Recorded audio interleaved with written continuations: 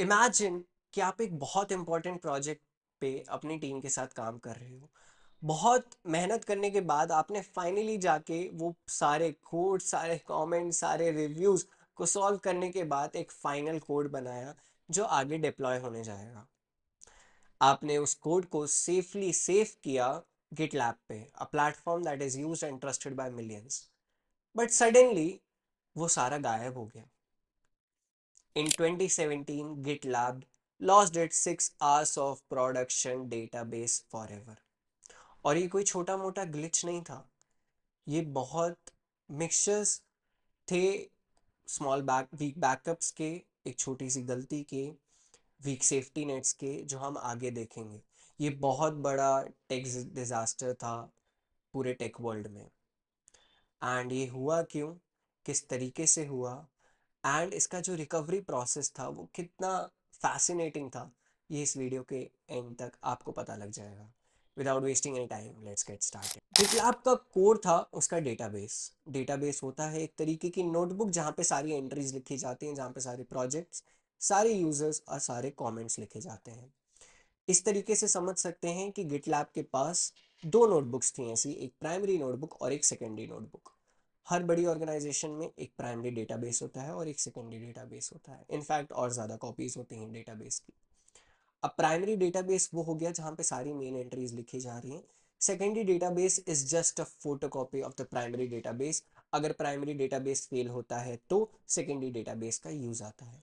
यहाँ पे इंपॉर्टेंट ये होता है कि हम प्राइमरी डेटाबेस और सेकेंडरी डेटाबेस को रेप्लिकेट करके रखें। हमेशा सेकेंडरी डेटाबेस प्राइमरी डेटाबेस से अप टू डेट रहना चाहिए, ताकि अगर किसी भी मोमेंट पे प्राइमरी डेटाबेस खराब होता है तो सेकेंडरी डेटाबेस को हम बिना कोई टाइम वेस्ट किए अपनी पाइपलाइन में पुल करके यूज कर सकते हैं।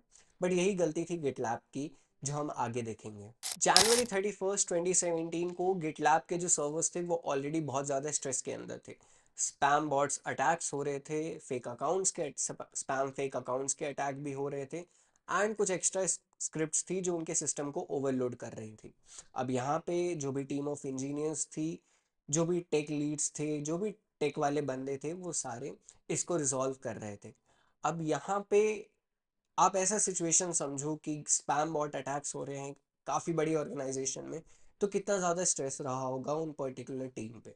ऐसे में छोटी मोटी गलती होना एक हाई प्रोबेबिलिटी बन जाती है छोटी मोटी गलती होने की।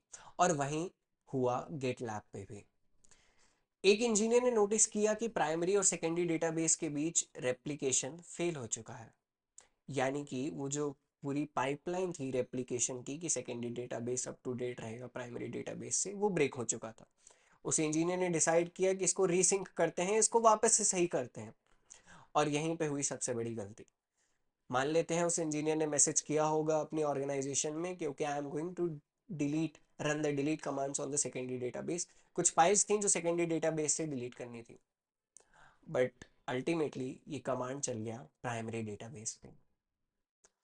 और जो 6 आवर्स ऑफ प्रोडक्शन डेटाबेस था, प्राइमरी डेटाबेस एक प्रोडक्शन डेटाबेस होता है जो लाइव जनता को, जो भी लाइव चीज़ें मुझे दिख रही हैं वो एक प्राइमरी डेटाबेस से आ रही है, और वही प्रोडक्शन डेटाबेस बोलते हैं हमें। वो 6 घंटे का डेटा उस प्रोडक्शन डेटाबेस से हमेशा हमेशा के लिए गायब हो गया। बट गलतियां सबसे होती हैं, इसीलिए तो बैकअप्स होते हैं। बट यहाँ पे गिटलैब के सारे बैकअप्स भी खराब पड़े हुए थे।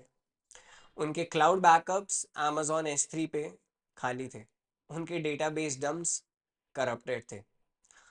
और यहाँ तक कि जो, अगर आपका कोई डेटाबेस ख़राब होता है या आपके बैकअप्स फेल्ड होते हैं, तो ऐसी ऑर्गेनाइजेशंस में या एमएनसीज में, बहुत बहुत स्टार्टअप्स में भी ईमेल अलर्ट्स आते हैं फेल्ड बैकअप्स के लिए। वो ईमेल अलर्ट भी ब्लॉक्ड था एक मिसकॉन्फ़िगर्ड डीएमएआरसी से। डीएमएआरसी बेसिकली आप समझ सकते हो एक कॉलर आईडी हो गई ईमेल्स के लिए। अगर ये कॉलर आईडी मैंने गलत सेट करी है तो मुझे इंपॉर्टेंट अलर्ट्स नहीं आएंगे, और यही चीज़ गिटलैब ने मिस कर दी। उनके जो एज्योर के स्नैपशॉट्स थे, यानी कि स्नैपशॉट आप ऐसे समझ सकते हो कि एक प्रूफ ले रखा है मैंने, या मेरे को पता है कि इस पर्टिकुलर टाइम पे ये डेटाबेस था तो मैंने उसका स्नैपशॉट ले लिया, ताकि अगर कल को मेरे को सेम डेटाबेस रेप्लिकेट करना पड़े तो मैं वो स्नैपशॉट यूज़ करके डेटाबेस रेप्लिकेट कर पाऊँ। बट ये एज्योर के स्नैपशॉट्स इनेबल नहीं थे उनके डेटाबेस सर्वर्स के लिए। तो अब फाइनली गिटलैब को रियलाइज़ हो चुका था कि यार सारे बैकअप्स, सब कुछ खराब है। अब कुछ नहीं हो सकता। और डैमेज इतना ज़्यादा रियल था कि 5000 projects, 5000 comments and about 700 user accounts हमेशा हमेशा के लिए गायब हो गए। ट्रस्ट ब्रेक हो गया कंपनीज का गिटलैब के ऊपर से, जो कंपनीज रिलाई करती थी। और इवेंचुअली गिटलैब को ये सब सॉल्व करने के लिए बहुत ज़्यादा फाइनेंशियल लॉसेस भी इनकर करने पड़े थे, जिनके डेवलपर्स की मर्ज रिक्वेस्ट, डेवलपर के इश्यूज, सब कुछ गायब हो चुका था। अल्टीमेटली गिटलैब को सब सही होने के बाद डिस्काउंट देना पड़ा उन यूजर्स को जिनका डेटाबेस गायब हुआ था। इससे बहुत ज़्यादा फाइनेंशियल लॉस भी हुआ। अब इस पूरी चीज़ का सबसे एंटरटेनिंग और सबसे यूनिक पार्ट था उनका रिकवरी प्रोसेस। शायद ही पहले कभी इतिहास में ये चीज़ हुई हो। उन्होंने अपने रिकवरी प्रोसेस को यूट्यूब पे लाइव स्ट्रीम किया। 5000 से ज़्यादा लोग उस मोमेंट पे उस इंजीनियर को वो प्रॉब्लम फिक्स करते हुए देख रहे थे। जिसको नहीं पता था इस लाइव स्ट्रीम के बारे में, उन्होंने ट्वीट करके भी बताया। और फाइनली 18 घंटे बाद ये डेटाबेस फाइनली जाके रिकवर हुआ। और इतना टाइम क्यों लगा? क्योंकि एक तो इनके पास डेटाबेस का बैकअप नहीं था, दूसरा ये गिटलैब को ही नहीं यूज कर सकते थे गिटलैब को ठीक करने के लिए, क्योंकि इनके खुद के सिस्टम्स डाउन थे।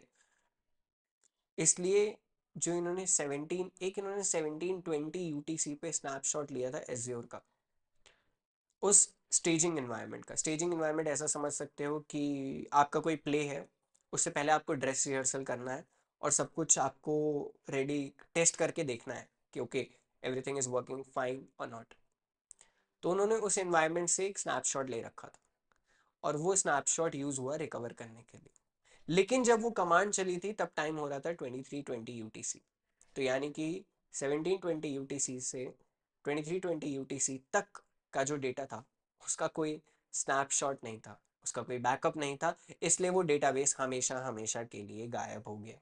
इस टेक डिजास्टर से या इस केस स्टडी से हमें ये सीखने को मिलता है, अगर कोई बहुत अर्ली स्टेज ऐसा इंसान है जो ये वीडियो देख रहा है, जो कोई चीज़ किसी ने कोई स्टार्टअप इनिशिएट किया है या कुछ भी किया है, तो हमेशा अपने डेटाबेस के बैकअप्स को टेस्ट करके रखो। टेस्ट करके नहीं रखोगे तो डेटाबेस के बैकअप्स को रखने का मतलब नहीं है, उनको सेपरेट रखो।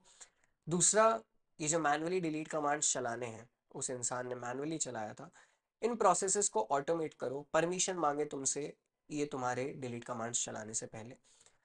दूसरा, मेरा पर्सनल पॉइंट ऑफ व्यू, हर किसी को एक्सेस मत दो। आई एम नॉट सेइंग कि वो इंजीनियर जो भी था इज़ नॉट टैलेंटेड, वो बहुत ज़्यादा जीनियस रहा होगा, शायद तभी उसको इतने प्रेशर के अंडर ये चीज़ हैंडल करने को बोली गई होगी। बट गलतियाँ सबसे होती हैं, तो कुछ चीज़ें का एक्सेस शायद रेस्ट्रिक्टेड होना चाहिए, हर किसी के पास नहीं होना चाहिए। एनीवेज, ये मेरा पर्सनल ओपिनियन है, तुम कमेंट्स में बताना कि तुमने क्या सीखा और तुम क्या सोचते हो कि क्या होना चाहिए। At last, it was not a mistake of a single engineer, it was a mistake of weak backups, of weak safety nets. खैर, इसके बाद गिटलैब काफ़ी ज़्यादा रेजिलियंट हो गया, बहुत सारे स्टेप्स उठाए उन्होंने कि आगे ये चीज़ें कभी फ्यूचर में रिपीट ना हो। अगर इस पूरी चीज़ के बारे में, सारे टेक्निकल टर्म्स और इन सब के बारे में आपको अभी भी पढ़ना है, तो मैंने डिस्क्रिप्शन में वो ब्लॉग का लिंक अटैच कर रखा है जहाँ से मैंने पढ़ के ये वीडियो बनाई। वहाँ पे आपको सारे टेक्निकल टर्म्स ज़्यादा डिटेल में मिलेंगे, मैंने ज़्यादा यूज़ नहीं किया इस वीडियो में, और क्या क्या फिर आगे गिटलैब ने स्टेप्स उठाए इस चीज़ को दोबारा रिपीट ना करने के लिए, वो भी मिलेंगे। दैट्स इट, ये फर्स्ट वीडियो था, एक टेक्निकल केस स्टडी का छोटा वीडियो था। और मैं ट्राई करूंगा ऐसे केस स्टडीज़ के video all now. For that please stay tuned on the channel. That's it, thank you.